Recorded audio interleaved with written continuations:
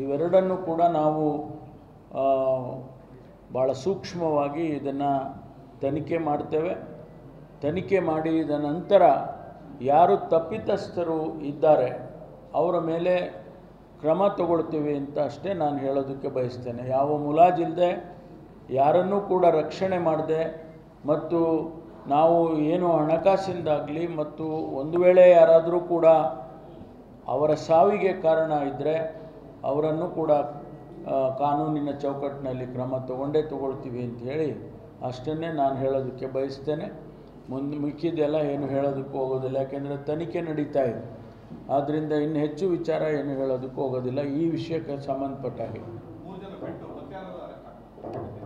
ಅಲ್ಲ ಗೊತ್ತಿಲ್ಲ, ಈಗ ನಾವು ಯಾರ್ಯಾರು ಈ ಅವ್ಯವಹಾರ ಅಂತೇನು ನಾವು ಕರಿತಾ ಇದ್ದೀವಿ 187 ಕೋಟಿದು, ಅದರಲ್ಲಿ ಯಾರ್ಯಾರು ಭಾಗಿಯಾಗಿದ್ದಾರೆ ಅವ್ರನ್ನೆಲ್ಲ ಅರೆಸ್ಟ್ ಮಾಡ್ತಾರೆ, ಅವರನ್ನೆಲ್ಲರನ್ನೂ ಕೂಡ ಕಾನೂನಿನ ಚೌಕಟ್ಟಿಗೆ ತರ್ತಾರೆ. ಈಗ ಅದು ಅವರ ಡೆತ್ ನೋಟ್ನಲ್ಲಿ ಸಚಿವರ ಮೌಖಿಕ ಆದೇಶ ಅಂತ ಹೇಳಿದ್ದಾರೆ.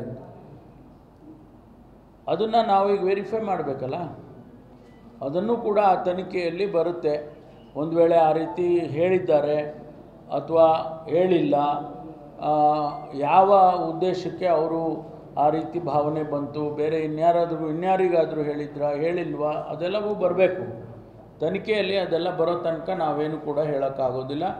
ಅವರು ನಿರ್ದಿಷ್ಟವಾಗಿ ಅವರ ಹೆಸರನ್ನು, ಸಚಿವರ ಹೆಸರನ್ನು ಸೂಚಿಸಿಲ್ಲ ಅವರ ಡೆತ್ ನೋಟಲ್ಲಿ. ಅದು ನಮಗೆ ತಿಳಿದು ಬಂದಿರುವಂಥದ್ದು, ತಮಗೆಲ್ಲರಿಗೂ ಆಗಲೇ ಗೊತ್ತಾಗಿದೆ. ಹಾಗಾಗಿ ನೇರವಾಗಿ ಅವರನ್ನು ಹೊಣೆ ಮಾಡೋದಕ್ಕೆ ಆಗೋದಿಲ್ಲ ಅನ್ನುವಂಥ ಮಾತು ಕೂಡ ಇದೆ. ಹಾಗಾಗಿ ತನಿಖೆ ಆದ ನಂತರ ಒಂದು ವೇಳೆ ಅವರು ನೇರವಾಗಿ ಹೇಳಿದ್ದಾರಾ, ಮೌಖಿಕವಾಗಿ ಹೇಳಿದ್ದಾರಾ, ಅದಕ್ಕೆ ಯಾವುದಾದ್ರೂ ಆಧಾರಗಳಿದ್ದಾವ, ಅದೆಲ್ಲ ಗೊತ್ತಾಗುತ್ತೆ. ಗೊತ್ತಾದ ನಂತರ ನಾವು ಮಾತಾಡ್ಬೋದೇ ವಿನಃ ಈಗ ಮಾತಾಡೋಕ್ಕಾಗೋದಿಲ್ಲ, ಹೋಲ್ಸೋಕ್ಕಾಗೋದಿಲ್ಲ. ಯಾಕೆಂದರೆ ಅವ್ರ ಹೆಸರಿತ್ತು ಈಶ್ವರಪ್ಪ ಪ್ರಕರಣದಲ್ಲಿ, ಈಶ್ವರಪ್ಪನವ್ರ ಹೆಸರಿತ್ತಲ್ವ, ಆದರೆ ಇಲ್ಲಿ ಅವ್ರ ಹೆಸರಿಲ್ಲ. ಸಚಿವರು ಅಂತ ಹೇಳಿದ್ದಾರೆ, ಅದನ್ನು ವೆರಿಫೈ ಮಾಡ್ತೀವಿ. ಅದನ್ನು ಒಂದು ವೇಳೆ ಅಲ್ಲಿ ಯಾರಿಗೆ ಮೌಖಿಕವಾಗಿ ಆದೇಶ ಮಾಡಿದ್ದಾರೆ ಅನ್ನೋದು ಕೂಡ ಗೊತ್ತಾಗಬೇಕು. ಒಂದು ವೇಳೆ ಮಾಡಿದರೆ ಆನಂತರ ನಾವು ಅವ್ರನ್ನ ಹೊಣೆ ಮಾಡ್ಬೋದು.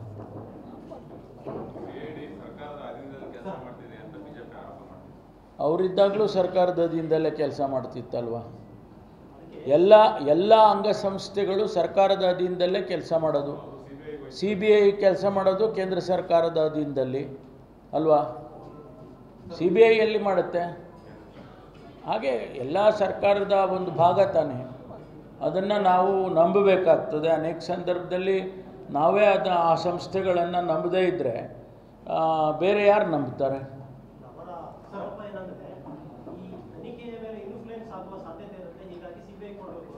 CBIನಲ್ಲೂ ಇನ್ಫ್ಲೂಯೆನ್ಸ್ ಆಗೋ ಸಾಧ್ಯತೆ ಇದೆ ಅಂತ ನಾನೇ ಹೇಳ್ತೀನಪ್ಪ. ಆಗುತ್ತೆ ಅಂತೇಳಿ ಮೊದಲಿಂದ ಹೇಳ್ತಾ ಇದ್ದೀವಲ್ಲ ನಾವು. ಕೇಂದ್ರ ಸರ್ಕಾರದಲ್ಲಿ ಇರ್ತಕ್ಕಂಥ ಅನೇಕ ಸಂಸ್ಥೆಗಳನ್ನು ದುರುಪಯೋಗ ಮಾಡಿದ್ದಾರೆ ಅಂತ ನಮ್ಮ ನಾಯಕರೆಲ್ಲ ಇಡೀ ದೇಶದಲ್ಲೇ ಹೇಳ್ಕೊಂಡೇ ಬಂದಿದ್ದಾರೆ. ನೋಡಿ, ಅದರ ತೀರ್ಮಾನ ಸರ್ಕಾರ ಮಾಡುತ್ತೆ.